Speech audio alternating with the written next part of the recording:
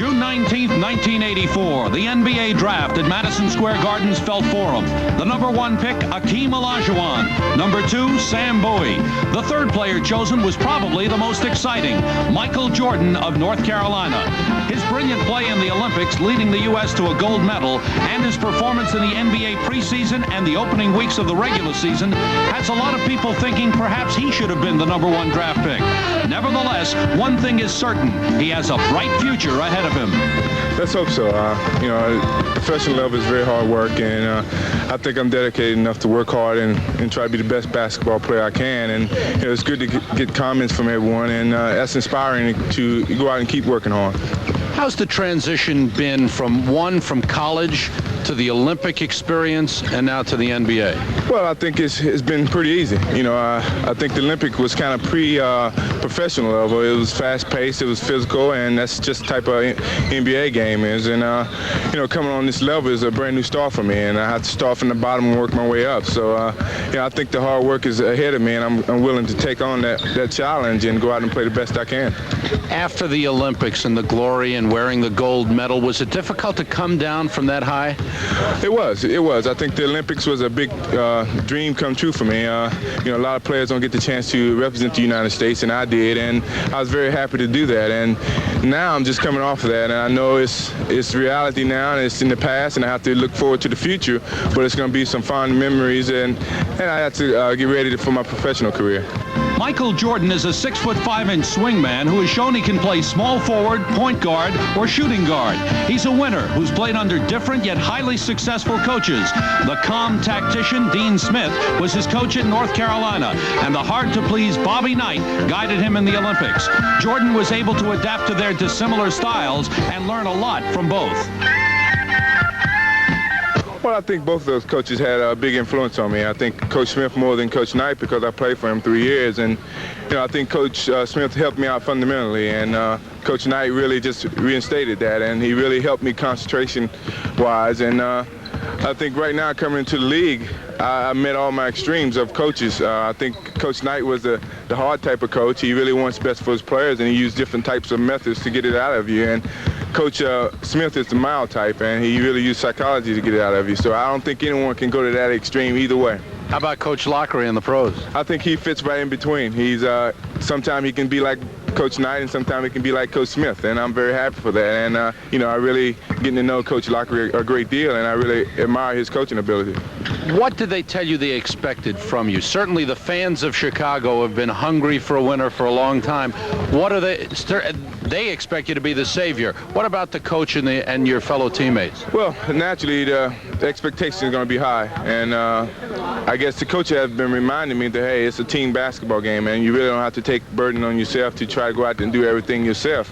And I kind of picked that up. I'm not trying to do everything for myself. I just think that right now the best thing for me is to try to fit in with this ball club and try to mingle and become a winning team. And so far it's been working out. I get advice from each coach and staff about the style of professional basketball, and I'm picking up little things as I play other basketball players, and I'm getting knowledge of the professional style of game. Good luck to you, and I expect that Rookie of the Year honors would not be out of line for you. Well, that's good if we're winning. I mean, if the team wins, then I like to accept those individual awards with greatness, but I really like to see the team do well before I can do well. Sparrow will start out on Watley. Tucker will have the assignment of guarding Michael Jordan. I'm glad that's him and not me. The officials, Mike Mathis and Bill Oates. Cummings got the tip to Bernard King to lay it up and in. They had some close games except the game down in Houston. So that, to me, is a sign that there may be a good ball club as Jordan comes up with the steal and the stuff. 8-2. Chicago now leads by 6. Miscommunications on the defensive end by the Chicago Bulls that time. Oh, no. Michael Jordan double clutching on the reverse side of the board. As you see Michael Jordan right here take the baseline.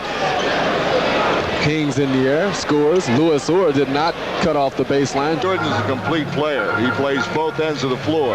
And he just demonstrated there by playing the passing lanes. Jordan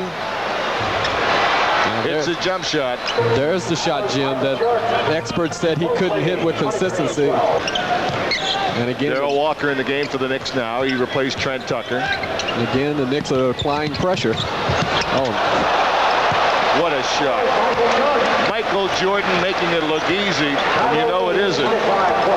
Bernard King, 28-22. The Knicks down by 6-12 for Bernard King. Well, here's the matchup that the people were really looking for it. And did you see the baseline move by Michael Jordan over to Caldwell Jones for 2 points? Excuse me, I got excited, Jim. Just took a little play-by-play from me. It's all right. That was an excellent pass from Ernie Grunfeld that got the ball to Carter for the 2 points then.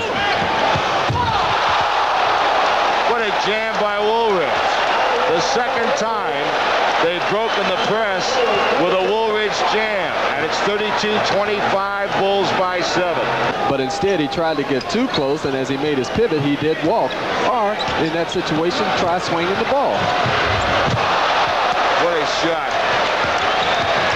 What a shot by Mr. Jordan. I have a feeling we're going to say that a lot in the next 15 years. What a shot by Mr. Jordan.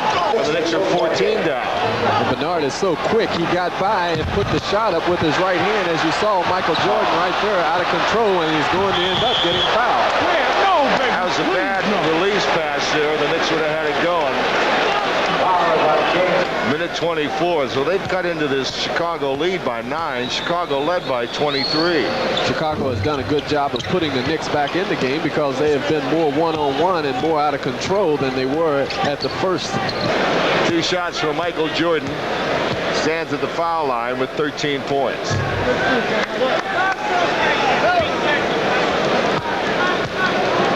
King has 18 for the Knicks. Woolridge has 16, and now Michael Jordan has 14. Score at halftime. Knicks trail 69-50. You're watching Knicks basketball. They lead the Knicks by 18, 70-52. Jim Carvelis and Butch Beard, Madison Square Garden. Michael Jordan. And it's a 20-point Chicago lead, 72-52. That's 17 for Air Jordan. And there's not much you can do as a defensive player. You play behind him, he just shoots a turnaround jumper and then comes up with the steal on the defensive end. That's a good play by Trent Tucker to knock away from Jordan from behind. Enos Watley with the ball.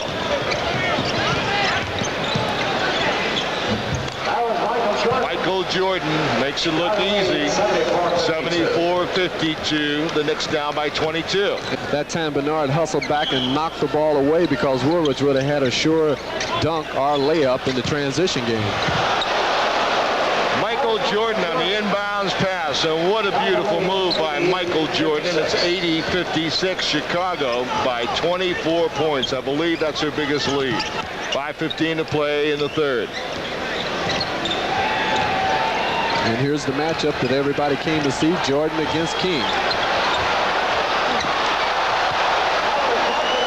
Michael Jordan. And then the Bulls coming right straight back with the layup from Wes Matthews. That was partially blocked right there by Woolridge. Here's Michael Jordan. Daly a miss. And Michael Jordan a follow-up jam. 94-75, the Bulls by 19. Jordan floated right around James Bailey. Now that looked like the doctor right there. But instead he chose to go to the hoop and he scored. Not again. Yes, again. 98-79, the Bulls by 19. And if Quentin Daly can get into the offensive flow, it really can be a spectacular night for the Bulls as Jordan has come up with another steal. Michael Jordan puts on a show.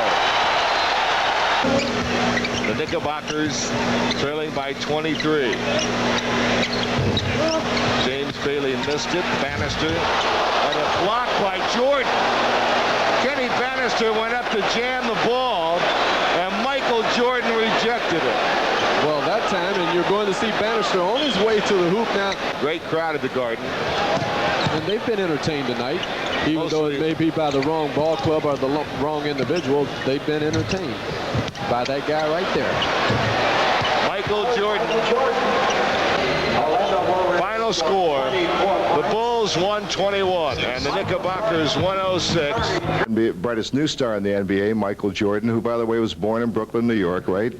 When did you leave? I left about 2 years after I was born. That's too bad. You could have stuck around and played for St. John's and come play for the Knicks. Michael, is there anything at all that has surprised you in your early games in the NBA? Well, it really hasn't surprised me. I adjusted pretty easily, and I'm surprised at how fast I'm picking up the game. And it comes from playing with the Olympic team when we played against the NBA all summer. So that gave me experience, and I came into training camp prepared, and playing the summer kept my skills up. And all right, let me ask you one question before we go to some highlights. There's been a lot said about playing for Dean Smith. He's a great coach, but you have to play really so much, within a team concept. Guys like you and Walter Davis and all these great North Carolina players, when you come to the NBA, it's almost easier for you. Is that true? Well, I think when I went to UNC, I was coming out of high school more of an individual player, but at UNC you learn a team basketball, and I think Coach Smith made me into a team basketball player in other phases of the game, not just scoring.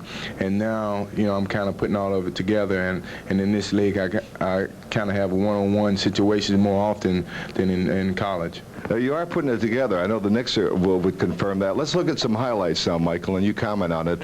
And if you do well enough, maybe Butch will be in trouble. Well, right there, I reached back. I saw the ball was slow, and I was just trying to think of something to do, and I took off too far, but I barely made it, and I'm happy that I made the point. Unbelievable hands. Really unbelievable. Well, it comes with fundamental defense that I learned at Coach Smith, and he gives me a lot of freelance. And here I just take baseline, and I learned that from James Worthy playing against him all the summer.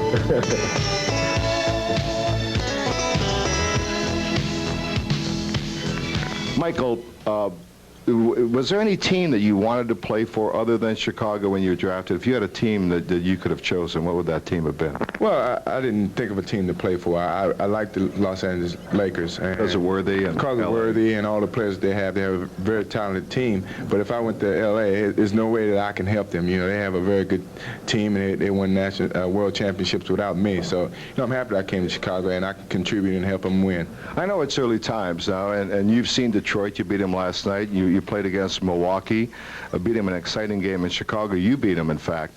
How do you like your chances? Well, I think our chances are very good. A lot of teams are taking us for granted, and not anymore. Maybe not anymore, but we like to be an underdog, and we feel that we're a very improved basketball team. We have that winning attitude, and every time we take the court, we think we have a winning chance, and we go out and play hard, and that's what we need. A couple more questions. First of all, you saw Bernard King a lot on television last year in the playoffs, making all those 40-point games.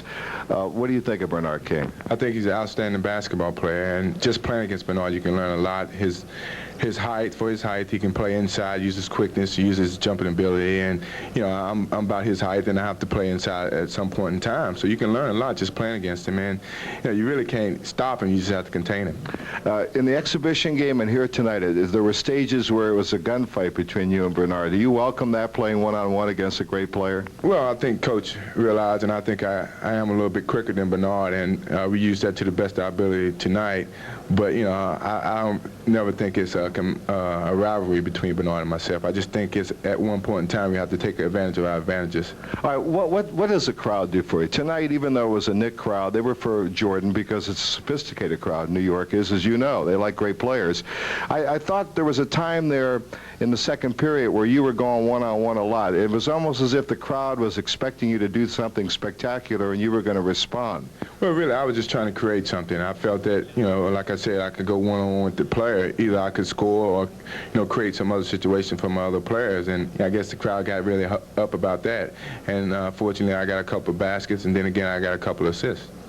He did a lot of things tonight. He's going to do a lot of things in a brilliant career as well. Michael, thank you very much for coming by, and congratulations to you on your great start. And we in the NBA that have been around a while are really happy to have you here. Thank you very much. Okay, Sam.